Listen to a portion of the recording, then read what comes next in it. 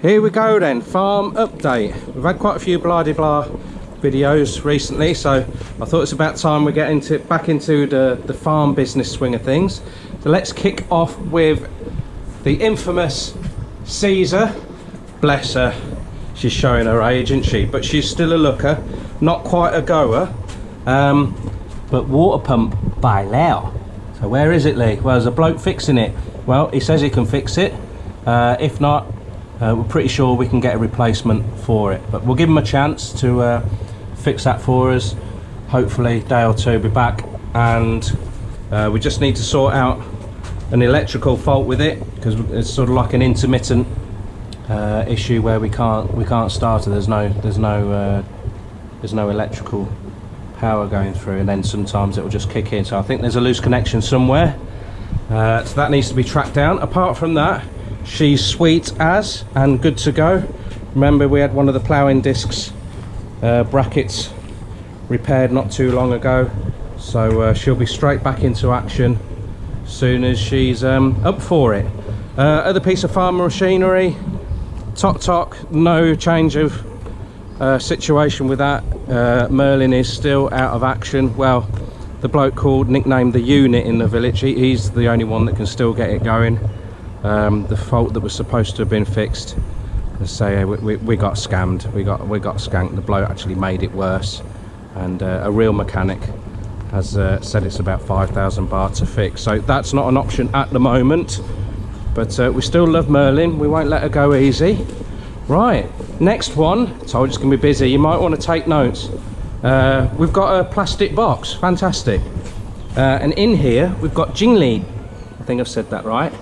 You don't know what that is? It's little grasshoppers that we caught this morning. What was happening, each time we moved these black feed buckets that we use for the poultry and the dogs and the fish, you get little grasshoppers underneath, and they're quite easy to grow, so they say on YouTube. So we've set this up. It's not a finished system, but we thought we'd have a play at doing this first. You just got your cardboard egg trays in there, 1 or 2 leaves of papayas, a little bit of ram, which is the powdered skin of the rice, and then a little bit of water, with a, oops, it's a bit sticky, isn't it, Klopp? Klopp's still useless, so no update on him.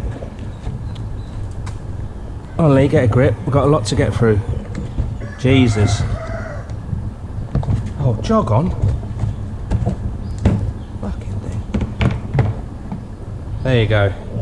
They won't jump out because it's shiny plastic. Most people make them out of wood and then put like a reflective silvery tape around the top so they can't grip on there. Right, crayfish, baby crayfish tank update. I will do a proper update and get some more underwater footage in here, but believe you me, they are growing very, very well. We got a little air pump there off Shopee online. I think it was about 180 baht including delivery, so we've got a couple of air stones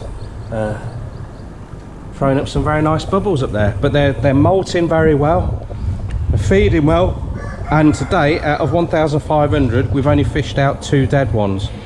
Of course, if some die then most of them get eaten, but we keep tabs on it and they're doing well. But again, I'll give a bit more detail in the future. Right then, what we've been doing in here, started growing garlic when the dogs don't keep trampling on it, and these are the big headed garlic, so put quite a few in here. And all you'll see, this is I wanted to really mention today about our real effort to mulch. I know this doesn't look like a lot of mulch, but okay, we're getting a little bit of drizzle today, but I've never known it to be so prolonged, the dry season here, and Toon hasn't either, and everything has suffered, absolutely everything. So we've been trying our very, very best to mulch everything as much as we can. It's not too bad under here, which is, when they're finished, the outside toilets and showers. Well, the outside toilets are done, but not the shower yet. So right in here, I've split and transplanted our stock of, what the hell, That's not good, is it? Leaves memory. Aloe vera, Jesus. So multiple uses for those, good health benefits as well, and also good for when you're taking cuttings to dip them in that rather than hormones. At the back here, for all you sufferers of hemorrhoids that have asked for help from us, I'm not a doctor, remember, but we are growing Beijing grass, and it's all taken and it's just getting going now. So once that's up and running properly, we'll be offering that. Over here, this is the smaller headed garlic that you see in the local markets. That's coming up a lot better than the big head garlic. In the pot here, 4 days ago, I planted a few of these foot long or yard long beans. They come up incredibly quickly, and these 2 pots, nothing coming up yet on this one, but on here you can see them now. These are our baby moringa. We've also got some juvenile moringa in here, and thank God we planted some, because all of our cuttings just got basically cooked in the sun, and once they dried out, then that was it. The termites just ripped straight through them. So what I've done 2 days ago, I've transplanted about 10 of these out into the farm, because we had a couple of days of drizzle and the sun wasn't quite so fierce, so they took a little bit of a battering being moved. I mean, most plants do, not like their roots being disturbed, and we didn't put these in separate pots, which would have been better, but they're all right, so I think they're going to be okay. We just want a few more days of this overcast drizzly weather, and then we're going to move the whole lot into the positions that we want. So that's the our little nursery bed sorted. Out here I've earmarked this bit of waste ground here because it's a bit of rough old ground. I grew some foot long beans here last year and they did quite well, and I've managed to get some spuds. If you don't know what a spud is, it's a potato, as they say in Ireland. I'm just going to show you my spuds. We managed to get these from a garage that we just stopped off to top up our motorbike with petrol, and she had these spuds for sale. They're not spuds, are they? They're onions. So here, and I've been chitting them. No, honest, I've been chitting them. So the eyes are coming up. I just want them to go a little bit more to get multiple sprouts, and then you can cut them across. And what I want to do, where you cut them across, where it's the sort of like the open flesh of the potato, then I'm going to use the I've forgotten its bloody name again, aloe vera. So it's like an antiseptic for that and promotes growth. So that's the idea for those. I'm going to pop them in. There's not a huge amount there, but if they're all cut in half, that's enough. I just wanted to see if I could get them to go. I did see on well, that's not looking good, Life in Thailand, Paul's really good channel there, and he's had a couple of goes of growing them, and he gets the plants to grow, but the actual heads don't, tubers don't develop that well, if at all. So the one I saw, he'd done it in a container. I'm not going to put them in a container. I think here where we are, it will just be too hot and they'll just get cooked in a container. So we're going to try and grow them as we used to grow them in the UK. So that's the idea then. We're going to have a go at those bunching onions as well. Well, the woman said they were what was it, Burmese onions, I don't know, but they'd actually grown the potatoes and those onions on their farm at the back of the shop, so they obviously work. Right, out here, when I say we've been mulching and chopping and dropping, and said before, I've been learning loads and loads of some permaculture experts online and on YouTube, and they are proper experts, not people just sort of like sitting in their armchairs telling you what to do. They are actually doing it and been doing it for sort of like 15-20 years with good results, and they've done TEDx talks and that sort of thing. So the problem being, we just haven't got enough good organic matter at present to do enough chopping and dropping. So quite often things like papayas, they get their own chopping and dropping and weeds. Same with the bananas. We are the pride of Hindat village banana growing, apparently. Toon was saying yesterday everyone's jealous of our bananas, whereas nearly everyone else is a highly diseased. Now we have got some sort of weevil that's burrowing into some of them, but you know, this is probably one of the worst ones we've got. That would be probably one of the best ones someone's got in the village. So not being big-headed, for some reason we're doing all right. I don't know whether it's because I talk to them or maybe it's the poultry poo that they get. But don't forget, a lot of these are bloody growing in moon rock. So I don't know. I really don't know what the reason is.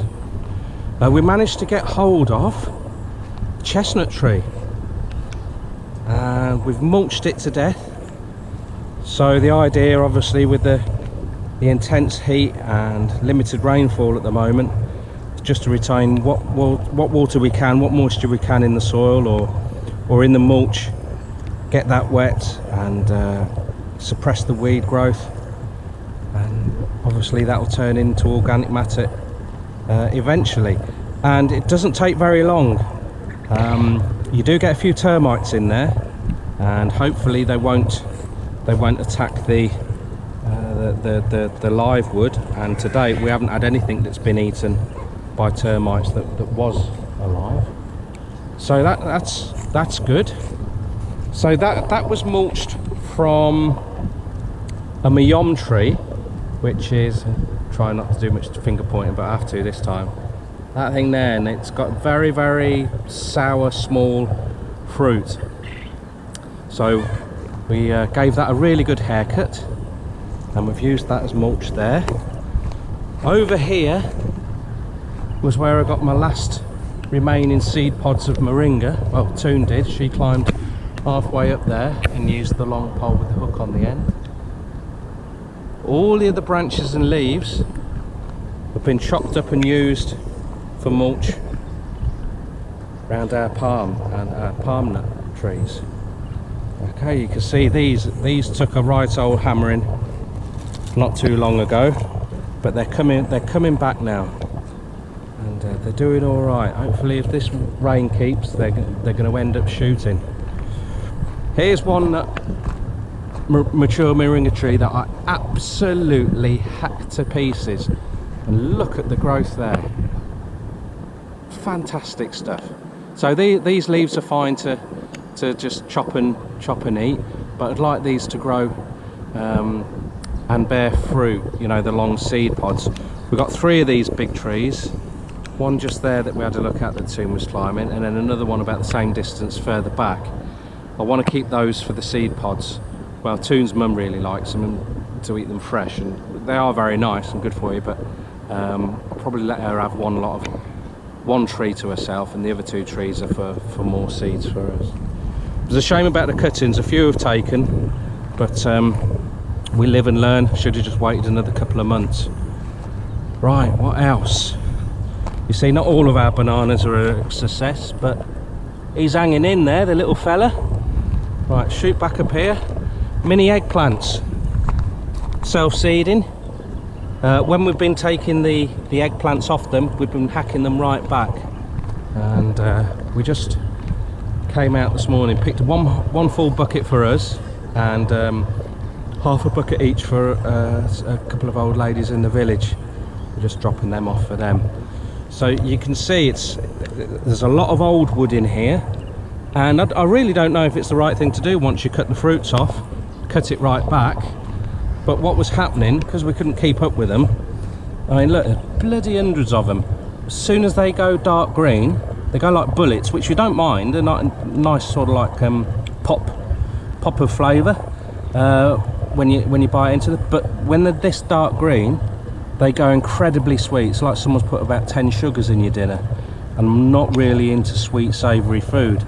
So we've just hacked these and just dropped them where they are. They're quite thorny, so we want them to break down. I'll just show you one before it gets the butchering treatment, like this. I mean, it's a sad state of affairs, but you just look at the amount on there, and they're my favourite eggplant. But you can see we haven't. It's just trying to keep up with everything. It's a battle against the battling against nature. So we thought, right, it needs a good hack. I mean, this whole tree here whole plant rather, it's gone too much. Some people like them sweet, but you very, very rarely see these for sale in the market, whereas they're just about okay there. So they're a little bit yellow. They do get a little bit of feed, but another thing is we need so many plants feeding, we do have to be picky which ones get the muck, get the poultry poo. So all of our khaki Campbells are down here now, all the khaki Campbell girls. Still got the 5 geese here. There's been a massive snake hanging around, and we did lose one duck that was bitten. So when you pluck the feathers, you can see the snake bite. So yeah, I've seen it 3 times. The dogs have had a go at it, but it's a bit much. So I don't know what we'll do about that one yet. We're getting loads and loads of banana flowers. Just got to be careful when you go to grab these. Around the back doesn't have one of those massive black hornets, because they like them. These are sort of like a jungle banana. They don't grow very big. They're not the egg bananas. We do have some of those, but the majority of these are jungle bananas that Toonstad planted, and then we've just moved them. Tamarins are doing fantastically. We've got a couple of different varieties of those. One a sweet one, and one that you use for cooking with the sour taste. The coconuts, I'm just so happy with these. They take a little while to get going when you first pop them in, but if you remember, they're planted into this crap, and we've worked hard mulching. You can see the mulch here is a little bit different. That's the Australian alligator weed, which we've removed, and it's growing back so quick. We've removed, I would say, 2/3 out of here in the pond. What was happening, it was choking up the hyacinth and the water lettuce. So we were bringing that out, and it was like thick sheets of carpet, and putting it around just about everything that was nearby. So the papayas, again, these growing in this stuff, we had loads of people saying not a chance. I mean, it surprised me how well they're doing, but the proof's in the pudding. And yeah, they've had a little bit of poultry poo. We hardly ever water them, and we don't give them that much mulch, so I don't know. I suppose it might be that from time to time I do pee on them. I don't know. Hey, look at that coconut tree. If you're not happy with that, that's just great. It's only over a year old, and that was about knee height when we put them in. So brilliant. Happy with that.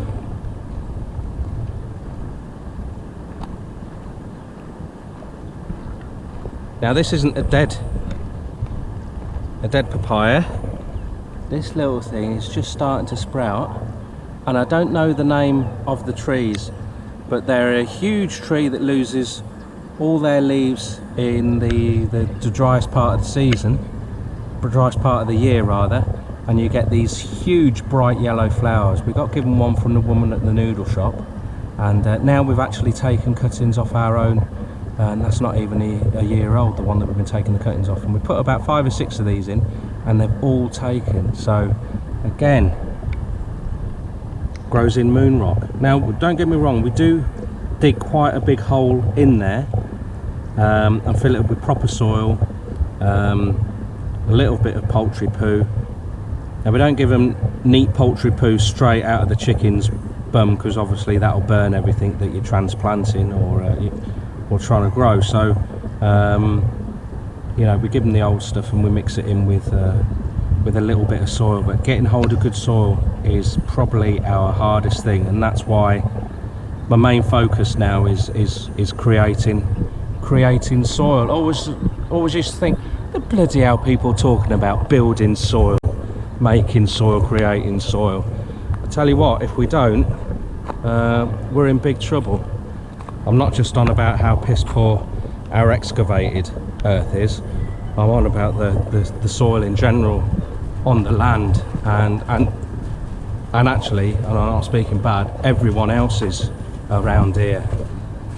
And as you learn more and more, which I have been about soil, certainly topsoil depletion, where you just keep taking stuff out of your farm, your layer of good topsoil just becomes thinner and thinner, and holds absolutely nothing in it to offer the plants. And that's why there's so much heavy reliance around here on chemical and artificial fertilizers and all that sort of stuff. I do have to be careful here because there's another massive snake around the old bamboo stumps here. That's the old spiky bamboo. Under here, I'm not going to lift it up just in case there's a snake in there. On top we've got the old cassava sticks that didn't make it. They will rot down, or even if a termite nibbles them, you'll still get the dust that the termite leaves behind, and that'll go down there. Then we've got all this what looks like straw. It's basically everything that I was trimming, was it about a month ago or so, perhaps not that. The whole area was trimmed. It took me quite a few days, but I've used all of that and tried to position it around the plants that are most precious to us. So underneath that, it was a really thick layer of that, what was it again? Jesus Lee. Australian thingamajigamy. Alligator weed, that's it. I put a load of that on. Then, well, before that I put some duck poo on there. Then I put that alligator weed on, then the straw on, and then any sort of like big bits like this that will create, you know, it's the carbon side of things, isn't it? So I just thought, well, that's what we should be doing for all of them. And there is a bit of a well dug round here, so when you do give them water, it does stay in there. Also, I've now been emptying old fire pits. Anytime we have a fire, I keep the ash. And I've also buzzing about this, also started doing biochar, which I thought sounded really posh and hard to do. It's easy and doesn't take a huge amount of time, so I'll be doing a video of that in the future. I've only done it once, but nailed it first time. Probably more luck than judgment. And yeah, biochar, it's good stuff. So the palms are doing all right now. We've been running the blue pipe hose rather up there, and then, sorry, finger pointing, down into the lake where we've got our submersible pump. And the reason being, our bamboos were being hit hard. We were getting all the weather forecasts saying the storm's coming, rainy season's coming. I was just like, let's not bother putting all the irrigation in. The rain will be here in a few days. Never came. And in the end, the tops of our bamboos were all folding over. The leaves were shriveling up. So we thought we couldn't wait any longer. So true to form, we've got it all set up and it's working fine now. And now it looks like the rains have started to come. But hey ho, even if we get a few days where it's not raining or it's just drizzling, we still stick it on because the solar's still doing a job for us, just topping up. Here is my impressive manifold system. We've got what, 9 or 10 lines of bamboo, so each section does 2 to 3 lines of bamboo for us. The reason we have done it like this, if we all had it running off just one, we can't get enough pressure to get all the way around, so we just divided it by 4, and now the water gets round. So we normally leave about 2 hours on each and then go and flip a valve over. So the bamboo, you can see it's all coming back now. Brilliant stuff. Everything's been fed here now, and I have even started to mulch around the bamboos as well. Tune's cleaned everywhere, all looking good. So that was a bit of a bum twitch time, that was, with the bamboo.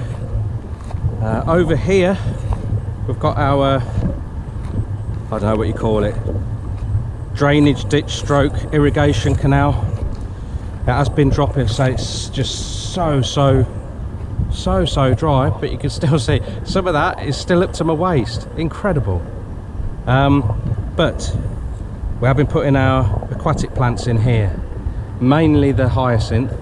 I think you get a lot of bang for your buck with using these for mulch, because obviously there's a lot of vegetation on top of the soil as well, on top of the water rather, than just root systems below the water surface. So the idea then is, once it's all really established, and it is populating now, is then we can just drag it straight out and onto here. So we won't have to keep on jumping down into the catfish pond and dragging it out that way. We're still keeping it growing in the catfish pond because we use that for the ducks, so we don't want to have to be coming over here to get the aquatic plants to give to the ducks. While I'm walking past, you can see the other side of the ditch here. We've got Toon's dad's medicinal plants that he planted years ago. We moved a few heads along here, and it looks like they've just about all taken. We've also got some palms in there as well. They're looking good. Cassava, nightmare. Honestly, I didn't want to try and grow it anyway. We'd had a couple of tries before, and for the return you get and the potential problems and poor yields and poor price you get. But at the end of the day, Toon fancied doing it, and it's not all up to me. So we got a tractor in, got a few plants for free, and we popped them all in here, and I would say probably 60% have died. What most people have done is just tractor the whole lot and put them in again, and some of those have died now. Some are really bad. Certainly the guys that are growing corn around here, they're going to have to grow again, I think. So the reason we haven't put the tractor in here again, I mean, I'm not bothered about the cassava plants that are still alive. When we had this ploughed, we didn't have the skinny little, what do you call them, furrows. We've had them mounded up like this. So I didn't know there was a word for them, swales apparently. But because our land is like that, a lot of the water comes this way, ends up in the ditch over there. So another thing I've been learning from those clever bods in the permaculture world is create swales, slow the water down, and get as much to soak into your land as possible. Utilise as much water as you can before it leaves your land. So saturate your own land before you let any off. And you can see in here, it's very different to the rest of the soil. And what I've noticed as well is you start getting a build-up of organic matter in here very quickly. So every now and again I can come out with the rake and just rake it up and then pop it on another palm. So it's minimal at the moment, but if you think, you know, we've only just started doing this, I've only just started getting off my backside and learning about soil, and we've been doing so many things wrong. Not going to beat ourselves up about it, but now we're arming ourselves with the information. We can do something about it and improve things. We're still totally off the chemical side of things. Nothing's attacking the palms anymore. So the next step is moringa down these rows here. They're legumes, so they're a nitrogen fixer. They grow incredibly quickly. You can use them for chop and drop, building up your mulch layers. So anything that grows around them will be improved. Of course, they're incredibly healthy for you and brilliant for goats. We're getting goats definitely, and they'll be living on moringa and gittin. I don't know what the other name is for the gittin. I've even started hacking. It was getting so desperate, I've even been hacking all my lemongrass to pieces and using those for mulch. The galangal along here was doing really well, and now it has been knocked back a bit with this persistent dry weather. But just a couple of days of drizzle and look, they've perked right up again. Again, grown in rock. A lot of people say that galangal prefer really moist soil, you know, good or organic soil, which most plants do, I know that, but there's basically hardly any soil in here, and they're still doing well. So in the future we will be moving a lot of these, but at the moment I'm just happy that they're still alive. They're obviously multiplying well. I mean, this started out as one head, and look at the size of it. So they will be split and moved around the property.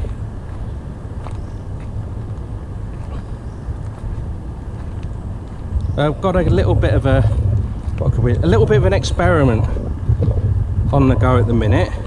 When I transplanted these papayas quite a while ago now, in the dry season, quite a few people saying not going to work, mate, and fair dues. When I started reading about it, because you know what I'm like, I just do it and see if it works. I just thought, oh well, they're all doomed. Most of them have survived, and I was planting 2, 3, 4, 5 at a time, all in the same place. So where there's been more than one survive, I took them all out and just left 2. And what I've done is chop the tops off one. And I just want to see, first of all, where only 1 survived, see how that compares to where 2 survive, and then see what it's like, the differences between those 2. So okay, you do get some good information, but sometimes you just want to have a look yourself, don't you? And saying that, is a difference straight away. The one that's growing on its own, that hasn't been cut, a little fruit already. So I don't know, I just find it interesting. Odds stacked against nature in this particular bit, but they're doing well. I chopped the big papaya tree that was down here. 2 reasons really. One, the fruit was getting a lot smaller and too high to pick by hand, and secondly, when you get high winds, the trunk was pushing against the side of this crayfish tank, which we've still got a few adults in there, so hopefully they're breeding, but they're in the shade at the moment. Look at that, as soon as you chop anything down and weaken a plant, termites just eat all. So many termites around here. Cha-om, which makes your wee stink, but it's very good for you, and I quite like the taste. My chilies, they've gone. I've let them go now. they served me well, and they took the victory in the England versus Thailand chili challenge. But on the whole, I would say our chili experiment, or our first stab at growing chilies, has not gone that well. Right then, I have a butcher's here. This is the old poultry pen, or chicken coop rather, that we had at the village house. Paid a fella and his mate to bring it all here, and they've erected most of it back up here. And then inside, and I'm sure you'll be amazed, feast your eyes upon that bit of bespoke furniture that I'm still putting together. You normally pay a fortune for bespoke furniture, but that is, I'm sure you'd agree, very, very impressive. And you probably won't believe this, I haven't even bothered using a spirit level or tape measure, but look at that. Now, the original thought was to make this into our goat house when we finally get the goats, but we don't know yet. After we went to see the first guy and saw his setup, I really liked his goat house, and even if we shade it round here like he has, I think I'd still be wanting to create something similar to him. So I've seen plenty of other guys keeping goats like this, so it would do, but we'll just wait and see. If not, these are the last of our really old egg hens. I mean, they're like a collection of extras in the Thriller video, you know, the ones that can't walk properly and got one eye and all that sort of thing. They are The old girls are looking their age, so we popped them in here with the Welsh dragon Barry and his little lady friend there. So good, they can't run away from him, and they seem all right. So I'm going to carry on, fill across there, and then I'm going to put a couple of egg boxes up, and then who knows, in the future we might convert it. Won't take much work, to goats. And then we've got the basic framework here to make a bit of a run. So the idea was, if we get goats and say we're working on a bit of farm that we can't take the goats with us to set them out grazing, then we can let them out in this area once this bit's fenced. So obviously we won't be letting them run all around here and eating all our crops. If we're going to integrate them with the whole farm, then they'll be done on leashes and just restrained to eating areas. That's okay. But we've still got so many rye that are just basically jungle, and we can just put them in there for days on end and let them eat that. So the idea is to grow plenty of moringa around here and gatin. We've put them in, and well, we haven't put gatin in, but like here, this one's just been growing wild, and you can basically feed a goat 100% on that sort of stuff. You see another one there. But what I've been reading again and watching is, don't keep these a bush, chop everything off apart from one or two, and get them up nice and high to create a protective canopy, and then that'll help everything else that you're growing around there, give them a little bit of extra shade and cover. So that's it. We've got a couple of moringas that held on through the drought and they've taken, and then the rest are just moringa seedlings that we've popped in. Let's have a look. It's not looking happy, but I took the top side. Anything that was drooping too bad off with its head. But you can see most of them all right. I think they've got through 3 days. This will be 3 days today. So they're pretty much okay. I've tried to shade them, and it's worked. If we lose one or two, then so be it. It was always a bit of a gamble, but I didn't want to move them all, and then for it not to work. So that's it. Another plan for the future out here, I'd love to do like a shaded area and do proper raised beds for veg. I don't know whether to do wicking beds or what, but we've got a water source nice and handy there. So I'd like to do something here, because it's nice hard ground from the excavated soil, so it's good to build on top of. And of course, if you wanted to grow something in here, it's an uphill battle, so raised bed would make sense to me. Could just build it straight on top of there.